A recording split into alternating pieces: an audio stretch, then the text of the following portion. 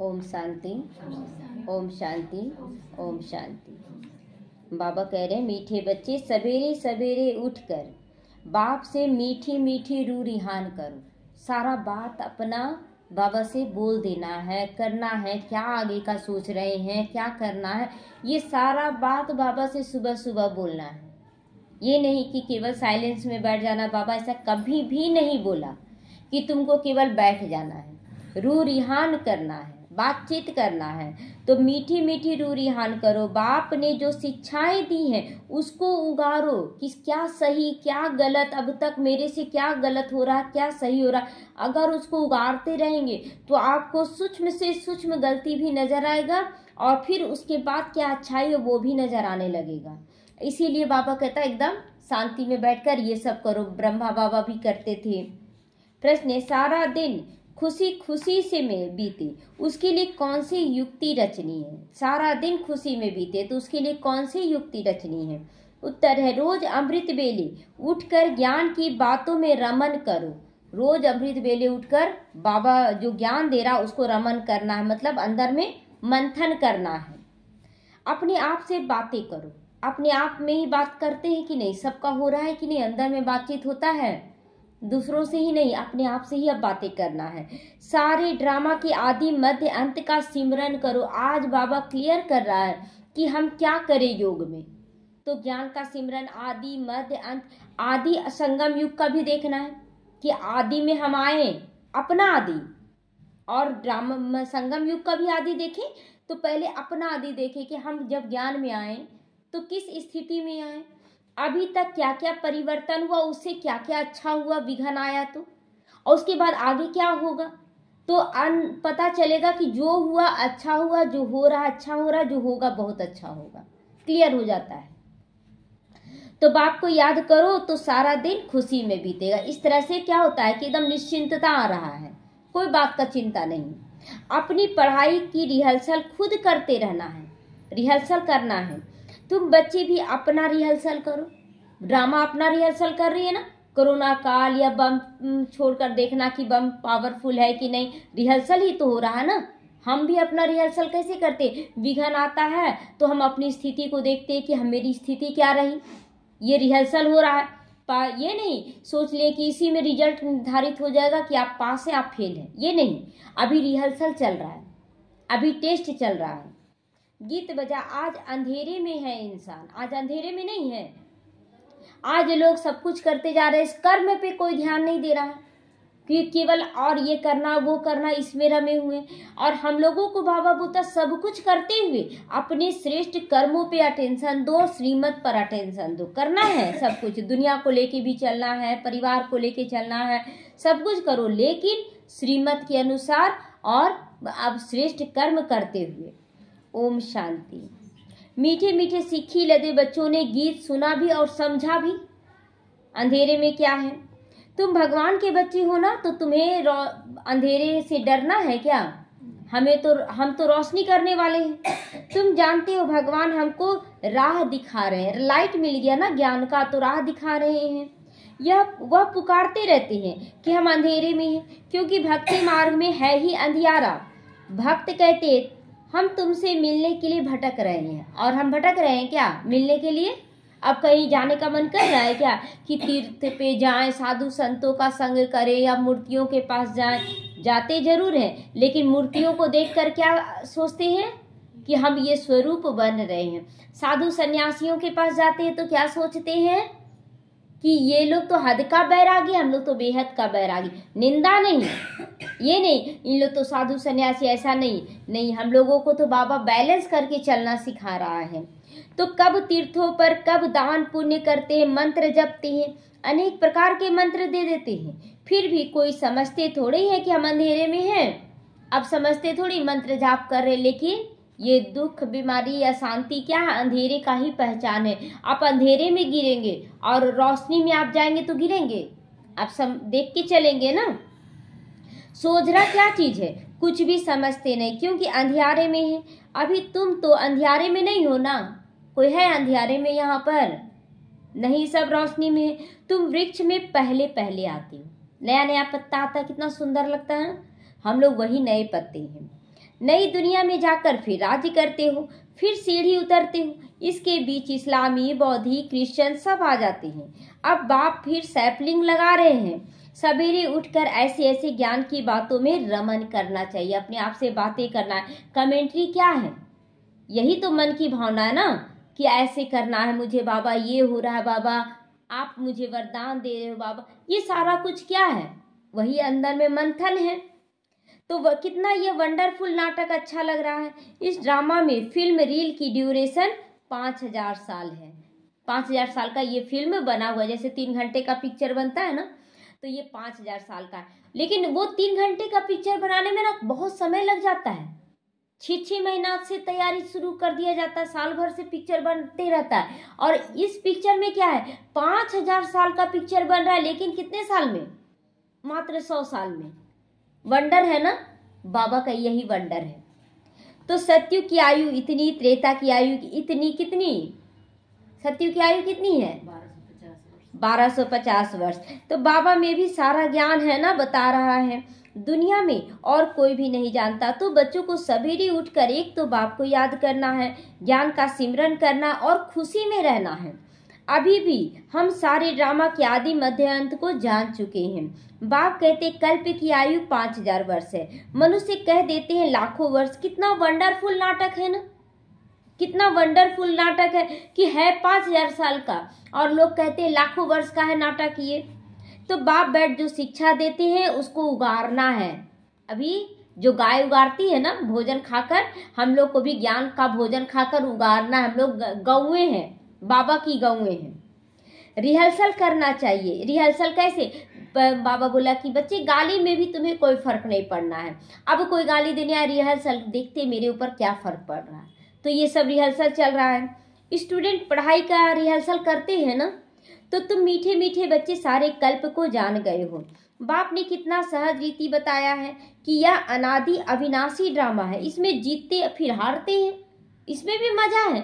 जीत में भी मजा है तो हार में मजा नहीं है?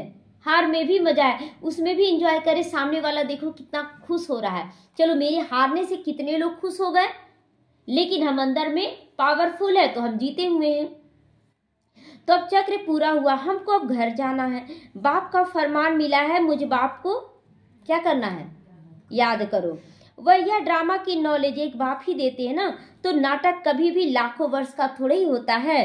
कोई को याद भी ना रहे, फिर 5000 वर्ष का चक्र तुम्हारी बुद्धि में आ गया कि कैसे क्या हो रहा है। कितना अच्छा हार और जीत का खेल है ना। हारते हैं तो भी हमारा मानते विकारों से हारे, लेकिन हम लोग का द्वापर में भी पाठ कितना सुंदर होगा ना। 8 कला होगा, कलयुग में भी पाठ अच्छा होगा हमारा, और संगम युग पर भी अच्छा। यही बार बार सोचे, कलयुग का पाठ तो खराब हो जाएगा, हम तो बहुत दुखी हो जाएंगे। बिल्कुल भी नहीं, हर चीज का अनुभवी बनना है हम लोगों को। सवेरे उठकर ऐसे ऐसे ख्याल चलने चाहिए। क्या अच्छा इस जीवन में भी जो दुख हुआ, क्या उसमें आपको अनुभवी नहीं बनाया? बहुत सारा अनुभव तैयार हुआ है उसी स्थिति में कि कैसे हम लोगों को करना चाहिए। जब लौकी घर मतलब मायके में थे तो ज्यादा काम कुछ करने का जरूरत नहीं पड़ता था हमको। एक बाल्टी पानी भी खींचते थे ना तो भाई दौड़कर आता था, बोलता था लाओ हम खींच देते हैं, तुम मत खींचो। तो वो तो कोमलता में ले आया। जब यहाँ पर आए तो यहाँ एक साथ इतने सारे परिवार का बोझा हो गया, सबका करना है, तो संभालने का गुण आया कि नहीं? यहाँ पर इतने सारे, शुरू में बहुत सारा गलतियां हुआ संभालने में। कभी वो 2 बात बोल दे, कभी वो 2 बात बोल दे। अब जब धीरे धीरे क्या हुआ कि परिवार को कैसे मतलब गलती होता था, कोई डांटता था तो बोलते थे अच्छा दोबारा ये गलती नहीं करना है। इस तरह से क्या हुआ, सीखते सीखते सीखते आज बड़े परिवार को लेकर चलने का कला कहाँ से सीखे? इसी परिवार से सीखे कला। और चलो उन लोग भी प्यार दिया, यहाँ पर कला सीखे। आज यहाँ बेहद का सेवा हो रहा, तो वो कला काम आ रहा है कि नहीं? कला काम आ रहा है तो दुख भी अच्छा हुआ कि नहीं? अच्छा हुआ ना। तो ये सब जो परिस्थिति बीता, हम कहते बहुत अच्छा ड्रामा है, बहुत अच्छा ड्रामा है। वहां पर भी बहुत अच्छा ड्रामा, बहुत अच्छे से रखा गया, राजकुमारी की तरह पाला गया हमको।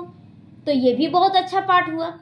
तो हर सीन को एंजॉय करना, हम लोगों को हर सीन को एंजॉय करना। ये नहीं कि उन लोग कोमल में क्यों पाला, कितना दुख झेलना पड़ा, ये भी क्यों, ये भी क्यों, ये भी बहुत अच्छा पाठ है। अब सतयुग में इतना सुंदर पाठ क्यों, जब दुख में आना है, ये सब सोचना है क्या?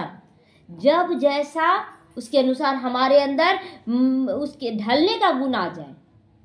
पानी की जैसा, पानी कटोरी में ले तो आकार धर ले, गिलास में ले तो आकार धर ले, नदी में जाए तो अपना कार्य करना शुरू कर दे। ये है गुण हम लोगों का।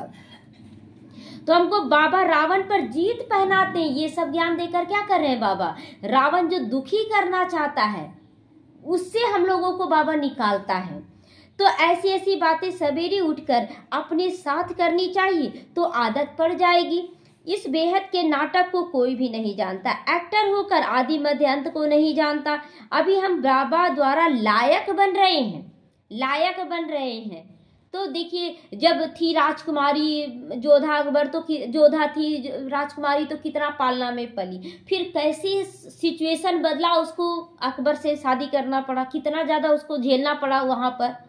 लेकिन उसके बाद फिर राजा का दिल जीत ली। और जब गई प्रजा का छानबीन करने की, कौन दुखी है कौन सुखी है, तो उसको अपने से रोटी, भट्टी होता है ना, उसमें रोटी बनाकर अपने से खाना पड़ा। वही दूसरी रुकैया नहीं कर पाई, वो दुखी हो रही थी, कैसे खाना खाएंगे। ऐसे में जोधा बड़े प्यार से बंजारन लोग के साथ मिलकर बनाती भी है, सबको खिलाती भी है। वो एंजॉय की कि रुकैया की एंजॉय? तो हमें क्या बनना, रुकैया की जोधा? मतलब गुण के अनुसार हमें हर परिस्थिति में एंजॉय करना, बस यही चीज रखना है। तो लायक बाबा बना रहा ना, बैलेंस इसी को कहा जाता है, बैलेंस करके चलना। तो बाबा अपने बच्चों को आप समान बनाते हैं। आप समान भी क्या, बाप तो बच्चों को अपने कंधे पर चढ़ाकर क्या करते, देखो तुम हमसे भी बड़े हो गए हो, कितना बाबा ऊंचा उठा रहा है। बाबा का कितना प्यार है ना बच्चों से, तो ऊंचा उठा दिया ना, कंधे पर बिठाना मतलब बैकुंठ में बैठा देना, वही हुआ कंधा उनका, बैकुंठ अपने से ऊंचा बैठा देना। तो कितना अच्छी रीति समझाती हैं, मीठे मीठे बच्चों, मैं तुमको विश्व का मालिक बनाता हूँ, मैं नहीं बनता, तुम बच्चों को बनाता हूँ, तुम बच्चों को गुलगुल पहले बनाता हूँ। गुलगुल मतलब लायक बनाता हूँ कि कैसे तुमको रहना है करना है। गुलगुल बनाकर फिर टीचर बनकर पढ़ाता हूँ, फिर सदगति के लिए ज्ञान देकर तुमको सुख धाम और शांति धाम का मालिक बनाता हूँ। मैं तो निर्वाण धाम में बैठ जाता हूँ। लौकिक बाप भी मेहनत कर, धन कमाकर, सब कुछ बच्चों को देकर खुद वानप्रस्थ में जाकर भजन आदि करने लग जाते हैं। परंतु यहाँ तो बाप कहते अगर वानप्रस्थ अवस्था है तो बच्चों को समझा कर तुम्हें इस सर्विस में लग जाना चाहिए। अभी बूढ़े बुजुर्गों को क्या मिला डायरेक्शन कि अगर बच्चे अपना जैसे शादी ब्याह हो गया, अपना नौकरी आदि कर रहे, बिजनेस कर रहे, उसके बाद आपको चिंता करने का जरूरत नहीं है, आपको फिर इस सेवा में लग जाना चाहिए। फिर गृहस्थ व्यवहार में फंसना नहीं है, पोते पोतियों में फंस जाते हैं, नाती नतनी में फंस जाते हैं, तो फिर क्यों आप फंस रहे हैं? या आपका काम तो नहीं, ठीक है थोड़ा सा प्यार दे दी, फिर सेवा में हम लग गए। ये नहीं कि हम फंसे, क्या करें, पोते पोतियों को संभालना पड़ता है, नाती नतनी को संभालना पड़ता है, ये क्या है? ये तो बंधन बांध रहे हैं। तो बाबा क्लियर आज कर रहा है कि अगर आपका वानप्रस्थ अवस्था हो चुका है तो आप इन बंधनों को छोड़ दें, किनारा कर दें, अब उन लोग संभालेगा, अब आप इस सेवा में लग जाए। उम्र कम है ना बचा वानप्रस्थ के बाद, तो फिर गृहस्थ व्यवहार में फंसना नहीं है, तुम अपना और दूसरों का कल्याण करते रहो। अभी तुम सबकी वानप्रस्थ है। अब बाबा हम सब बच्चों को भी ला रहा है कि बच्चे अब आत्मा के रूप में तुम सबका वानप्रस्थ अवस्था है।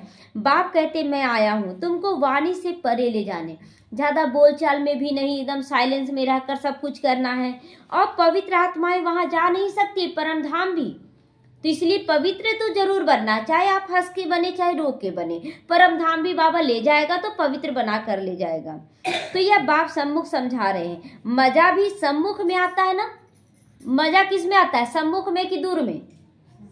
सम्मुख में आ रहा है ना, तो वहां तो फिर बच्चे बैठ सुनाते हैं, तो बच्चे बैठ, अब तो बाबा यही सोचना है ना कि बाबा हर एक को निमित्त बनाकर बाबा सुना रहा है, ये नहीं सोचना है, क्योंकि अब तो साकार रहा नहीं, उस समय साकार का अलग ही मजा आता था। तो यहाँ बाप सम्मुख है, तब तो मधुबन की महिमा है। तो बाप कहते सवेरे उठने की पहले आदत डालो। सवेरे सभी उठ रहे हैं, अमृत वेले सभी उठ रहे हैं, तो भक्ति भी मनुष्य सवेरे उठ कर करते हैं ना, तो परंतु उसमें उससे वर्षा नहीं मिलता, वर्षा मिलता है रचता बाप से। हम डायरेक्ट बाप से जुड़ रहे हैं, तो कभी रचना से वर्षा मिल ना सके, इसीलिए कहते हैं हम रचता और रचना के आदि मध्य अंत को नहीं जानते, इसीलिए मांगते रहते हैं सबसे। और हम लोग मांगते नहीं हैं, हम लोग अधिकार प्राप्त करते हैं, उनसे वो वर्षा प्राप्त करते हैं। अगर वह जानते होते तो वह परंपरा चलाता, लेकिन नहीं जानते, तब तो भूले भटक रहे हैं, कभी इसके दरवाजे कभी उसके दरवाजे। अपना ही भक्ति याद कीजिए ना, कभी इस मंदिर कभी उस पंडित, कभी इसके पास कभी उसके पास भटक रहे थे। बच्चों को यह भी समझाना है कि हम कितने श्रेष्ठ धर्म वाले हैं, कैसे धर्म भ्रष्ट और कर्म भ्रष्ट बन गए हैं। बच्चों को यह समझाना है कि हम लोगों को कैसा चाल चलन अपनाना है, हर जगह रॉयल्टी रहना चाहिए हम लोगों का, हर जगह। तो ये सब समझाना है। माया गॉडरेज का ताला बुद्धि को लगा देती है, इसीलिए भगवान को कहते हैं आप बुद्धिमानों की बुद्धि हो। ताला का चाबी बाबा के हाथ में है ना, कोई कितना भी चाबी गुम कर दे, लेकिन बाबा के पास तो सबका चाबी है, सबका ताला, बुद्धि का ताला खोल रहा है। इनकी बुद्धि का ताला खोलो। अब तो बाप सम्मुख समझा रहे हैं, अब बोलने का दरकार नहीं, बाबा तो आ चुका है सबके लिए। तो मैं ज्ञान का सागर हूँ, तुमको इनके द्वारा समझाता हूँ। निमित्त के द्वारा कौन समझा रहा है? बाबा समझा रहा है। कौन सा ज्ञान है? अब देखिए ब्रह्मा बाबा चला गया, ये नहीं सोचना बाबा चला गया, बाप दादा तो है। जैसे शिव बाबा ब्रह्मा तन में आया, वैसे निमित्त के द्वारा बाबा समझा नहीं दे रहा है। तो ये कौन सा ज्ञान है? यह सृष्टि के आदि मध्य अंत का ज्ञान है, जो कोई मनुष्य नहीं दे सका है आज तक। तो बाप कहते सत्संग आदि में जाने से फिर भी स्कूल में पढ़ना अच्छा है। हाँ, बाबा क्लियर करा कि अगर तुम सत्संग में जा रहे हो तो वहां से तो अच्छा है स्कूल में पढ़ो, ताकि कुछ बन सको, डॉक्टर हो, इंजीनियर हो, जो भी बनना है बनो। तो पढ़ाई सोर्स ऑफ इनकम है, उसमें तो इनकम नहीं है, उसमें तो जो प्रवचन करे उसका इनकम है। देखिए कितना रईसी से उन लोग रह रहे हैं, कितना बड़ा बड़ा चीज बना रहे हैं। तो यहाँ पर बाबा कहता सोर्स ऑफ इनकम भी होना चाहिए, जहां भी आप कुछ भी करो तो उसमें इनकम जरूर होना चाहिए। तो इसीलिए बाबा कह रहा सत्संग जो जाते हो, प्रवचन सुने, उससे अच्छा तुम स्कूल में पढ़ो, अब पढ़ लिख के कुछ बनो, ताकि उससे इनकम हो। और यहाँ की पढ़ाई क्या है, इसमें सोर्स ऑफ इनकम है, ये तो पूरे कल्प के लिए है। सत्संगों में तो कुछ मिलता नहीं है, दान पुण्य भी करो, ये पैर भी भेटा भी रखो और खर्चा ही खर्चा है, पैसा भी रखो, माथा भी टेको, ठिप्पड़ ही घिस जाता है। ठिप्पड़ किसको कहते हैं जानते हैं? तो ये बाल उड़ जाता है ना, उसको भी कहा जाता है। अरे बुद्धि भी भटकती रहती है, अंदर से बुद्धि भटक जाते थे ना तो भोला टकराते हैं, यहाँ पर ऐसे करके पटकते हैं। तो ये भी बाबा कहता है ये सब भक्ति मार्ग है। अभी तुम बच्चों को ये ज्ञान मिल रहा है, उसको सिमरन करने की आदत डालो, दूसरों को भी समझाना है। बाप कहते हैं अब तुम्हारी आत्मा पर बृहस्पति की दशा बैठ गई। बृहस्पति कौन है? खुद शिव बाबा है, और शिव बाबा की दशा हमारे ऊपर बैठी है, मतलब वो हमारी छत्र छाया बन गया। सोचिए हमारा भाग्य कैसा होगा, बहुत सुंदर होगा। तो बृहस्पति भगवान तुमको पढ़ा रहे हैं, तुमको तो कितनी खुशी होनी चाहिए। भगवान पढ़ाकर हमको भगवान भगवती बना रहे हैं, तो सबको यही बनना है। ओहो, ऐसे बाप को जितना याद करोगे विक्रम विनाश होगा। ऐसे ऐसे विचार सागर मंथन करने की आदत डालनी चाहिए। दिन रात ये चिंतन चलता रहे, मैं क्या कर रहा हूँ, कैसा चल रहा हूँ, कैसे सभी के दिलों को जीत रहा हूँ। तो दादा हमको इस बाप द्वारा वर्षा दे रहे हैं। खुद कहते मैं इस रथ का आधार लेता हूँ, तुमको ज्ञान मिल रहा है। ज्ञान गंगाएं ज्ञान सुनाकर पवित्र बनाती हैं, कि गंगा का पानी कौन बना रहा है पवित्र? ज्ञान गंगाएं, कि वो पानी की गंगाएं, ज्ञान गंगाएं। तो अब बाप कहते बच्चे तुम भारत की सच्ची सच्ची सेवा करते हो। सच्ची सच्ची सेवा करते कि नहीं? आज इतना कुंभ का मेला लगा है, तो ये प्रतीक है कि सारी आत्माओं को संदेश मिलेगा। सारी आज वहाँ ब्रह्मा कुमारियाँ संदेश दे रही है ना, तो ये 45 दिनों तक उन लोगों को अथक बनकर सेवा करते रहना। कितनी आत्माओं को संदेश मिल जाएगा, भगवान आ चुका है, माने या ना माने, लेकिन ये एक जरिया है कुंभ का मेला, है ना। इसी तरह ये संगम युग भी एक कुंभ का मेला है, जहाँ आत्माओं का परमात्मा से मिलन होता है। तो हम सच्ची सच्ची सेवा करते, उसको पिता का परिचय देकर।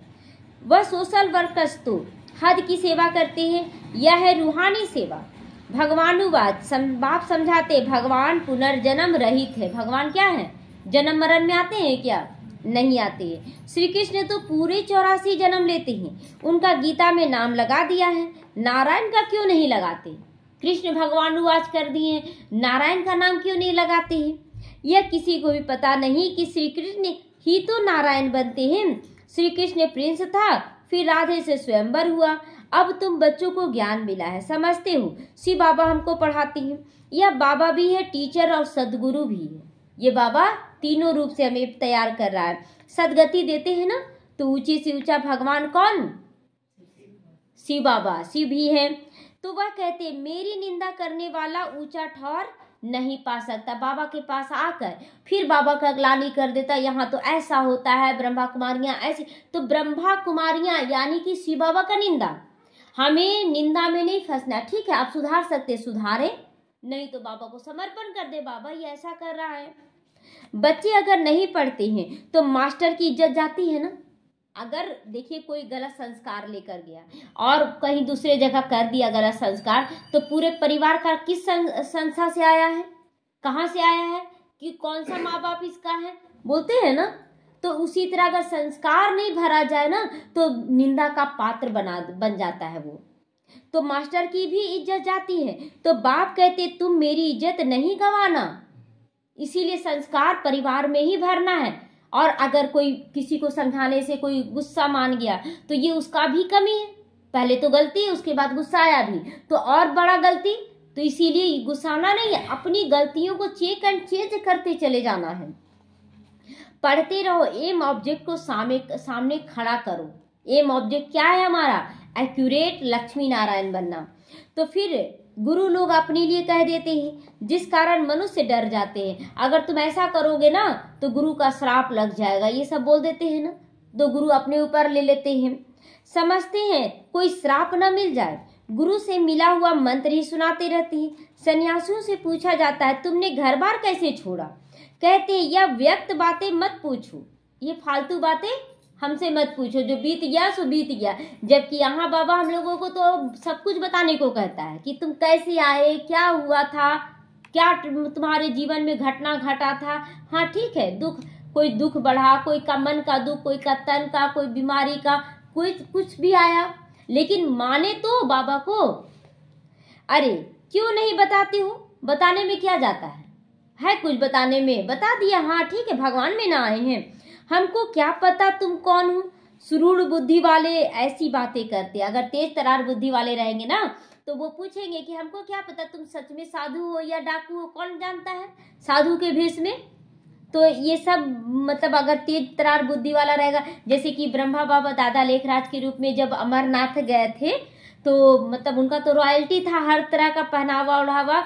और जब वहाँ के पंडित से जो रहते हैं उनसे पूछा गया कैसे निर्माण होता है यहाँ शिवलिंग का, बर्फ का जो शिवलिंग अपने आप बोलते हैं आप लोग बन जाता है, वो कैसे बनता है? तो पंडित जो था डर गया और वो सोचा कि मतलब कोई राजा होगा, अगर नहीं झूठ बोल देंगे तो कहीं हमको सजा ना दे दे। वो सारा सच बताया, वो ओपन नहीं किया गया फिर कि कैसे बनता है शिवलिंग। सबकी भक्ति पर आघात पहुंचेगा ना। लेकिन बाबा कहता है कि झूठी भक्ति है, ये केवल भटकना है। तो अज्ञान काल में कोई कोई को नशा रहता है ना। स्वामी राम तीर्थ का अनन्य शिष्य स्वामी नारायण था, उनकी किताब आदि बाबा की पढ़ी हुई है। बाबा को यह सब पढ़ने का बहुत शौक रहता था, कौन क्या किया। आज भी हम लोग देखिए यूट्यूब के माध्यम से हम लोग भी जानना चाहते हैं ना कि वो क्या किए, वो क्या किए। ये सब भी शौक होना चाहिए, ऐसा नहीं कि जो किताब पढ़ रहे बस उसी तक सीमित है और दूसरा ज्ञान हमको क्या दरकार है। हम लोगों को सब तरह का चीजें अंदर में देखना है कि क्या है क्या नहीं। तो छोटेपन में वैराग्य आता था। फिर एक बार बाइस्कोप देखा, फिल्म देखने गए दादा लेखराज, इस बस वृत्ति खराब हो गई, साधुपन बदल गया। तो अब बाप समझाते वह सब गुरु आदि है, भक्ति मार्ग के सबका सदगति दाता तो एक ही है जिसको सभी याद करते हैं।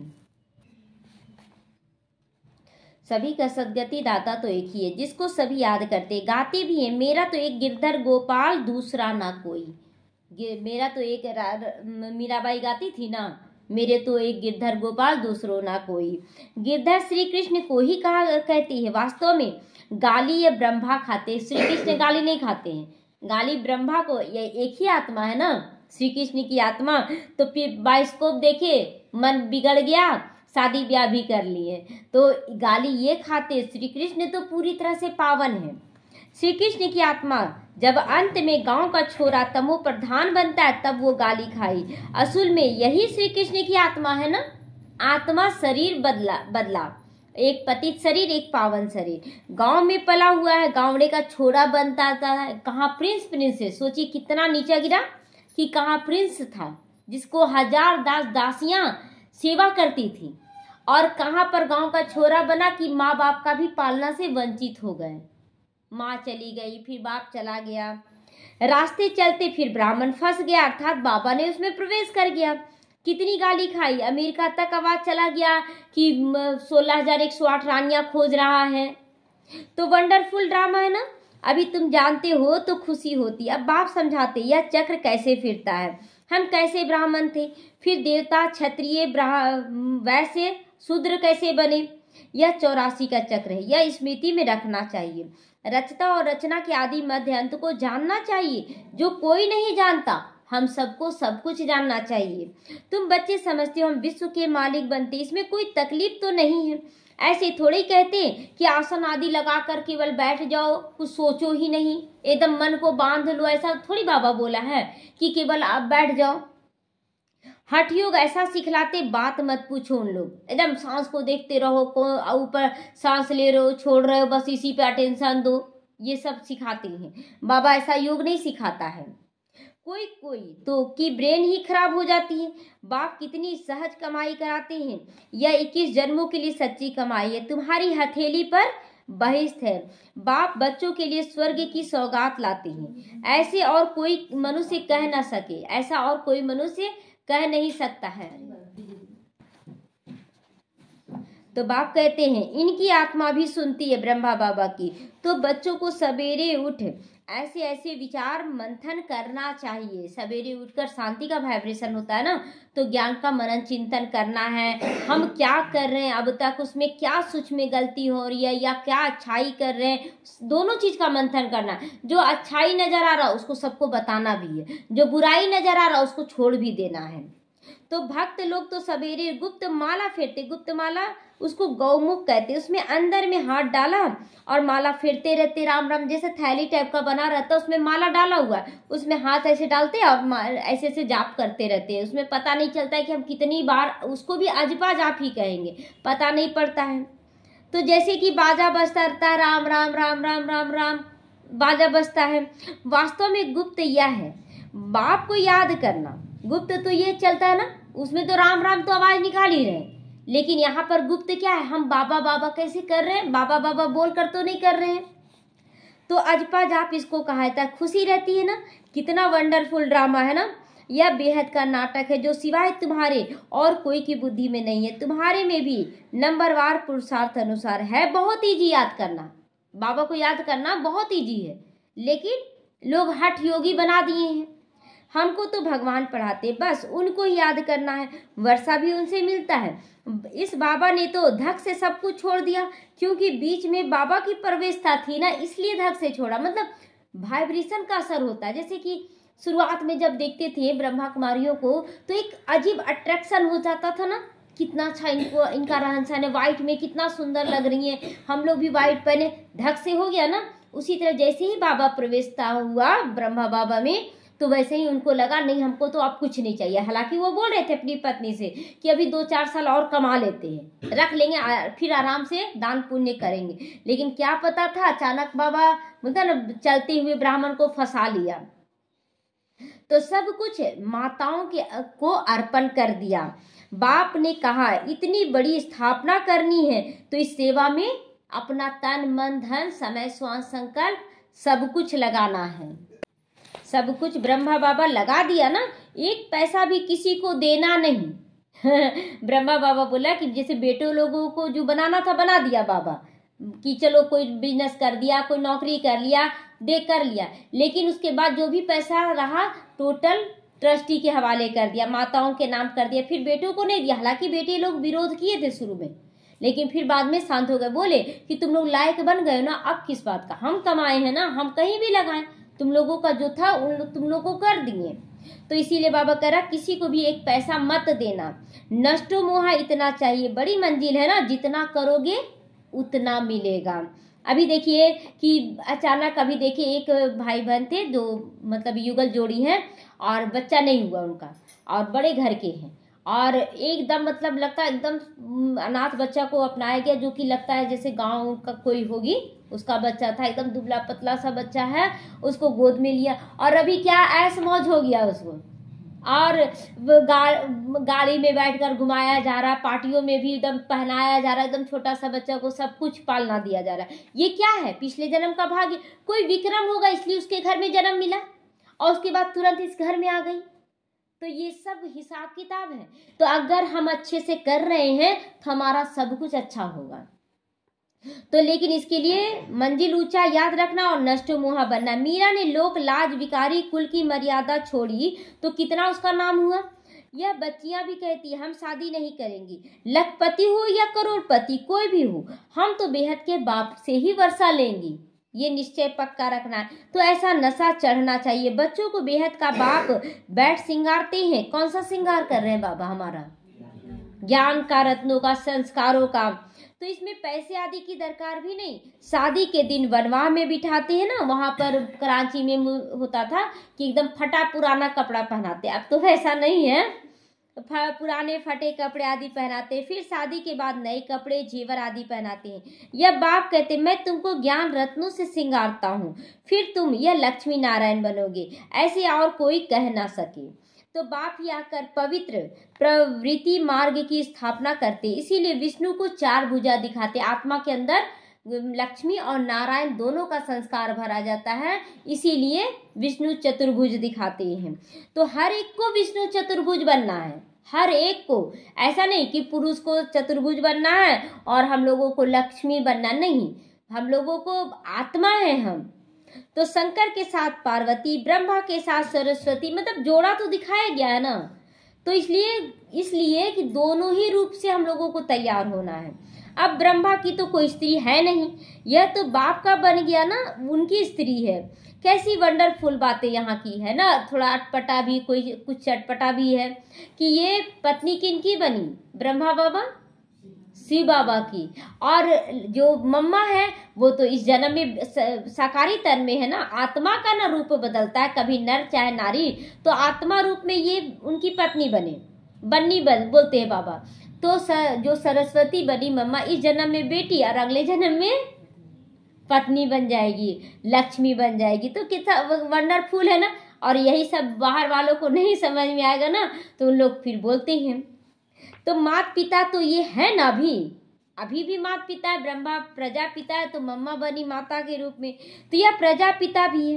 फिर इन द्वारा बाप रचना रचते हैं, तो माँ भी ठहरी। ये ब्रह्मा बाबा रचना बनाए ना मम्मा को, तो ये माँ है, मेन माँ है, ब्रह्मा माँ है।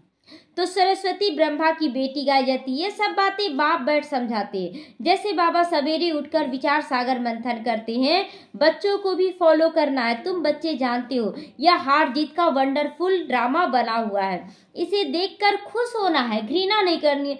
फिर से विकार में जाना होगा, फिर से ऐसा बनना होगा, फिर से दुखी होंगे। दुखी किस बात का? कितना वंडरफुल ड्रामा बना हुआ है, बहुत सुंदर है। हम ये समझते हैं हम सारे ड्रामा के आदि मध्य अंत को जान गए हैं, इसीलिए घृणा की कोई बात ही नहीं है।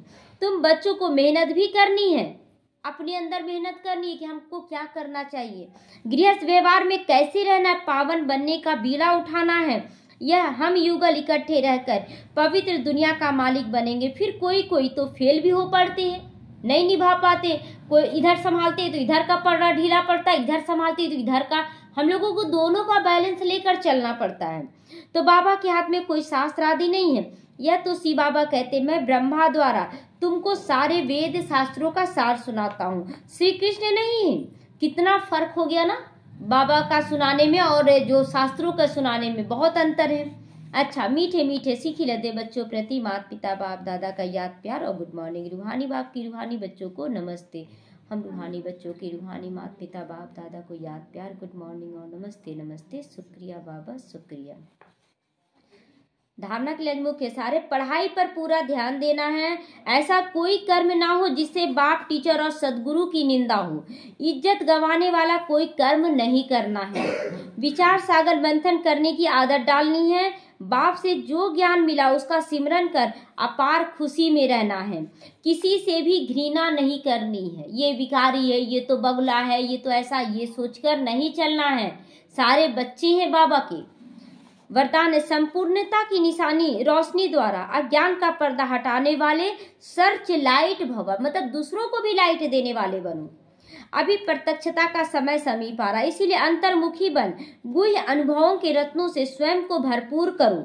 ऐसे सर्च लाइट बनो जो आपके संपूर्णता की रोशनी से अज्ञान का पर्दा हट जाए, क्योंकि आप धरती के सितारे इस विश्व को हलचल से बचाए सुखी संसार स्वर्णिम संसार बनाने वाले, सुखी और स्वर्णिम संसार बनाने वाले हैं हम। तो आप पुरुषोत्तम आत्माएं विश्व को सुख शांति की सांस देने के निमित्त हो, श्वास देने के निमित्त हो। हम स्लोगन है माया और प्रकृति के आकर्षण से दूर रहो तो सदा हर्षित रहोगे। माया और प्रकृति के आकर्षण से दूर रहो तो हर्षित रहोगे, उसके आकर्षणों में नहीं आना है। अपनी शक्तिशाली मनसा द्वारा सकाश देने की सेवा करो। जब मनसा में सदा शुभ भावना शुभ दुआएं हो, नेचुरल हो जाए अभ्यास, मतलब किसी को देने का हमारा संस्कार ही बन जाए देने का कि सब अच्छा हो रहा है बाबा, सबका कल्याण हो, ये नेचुरल संस्कार हो जाए तो मनसा आपकी बीजी हो जाएगी केवल देने में, अच्छी अच्छी देने में। तो मन में जो हलचल होती है उससे कमजोर स्वतः ही किनारा अपने आप हो जाएंगे। अपने पुरुषार्थ में जो कभी दिल शिकस्त होते वह भी नहीं होंगे। जादू मंत्र हो जाएगा, बहुत इजीली आप निकल जाएंगे। जैसे फंस पड़ते हैं, क्या करें कैसे करें, नहीं फंसना नहीं है, बल्कि उस उगारना है ज्ञान को कि कैसे हमको इससे भी पार हो जाना है। ओम शांति।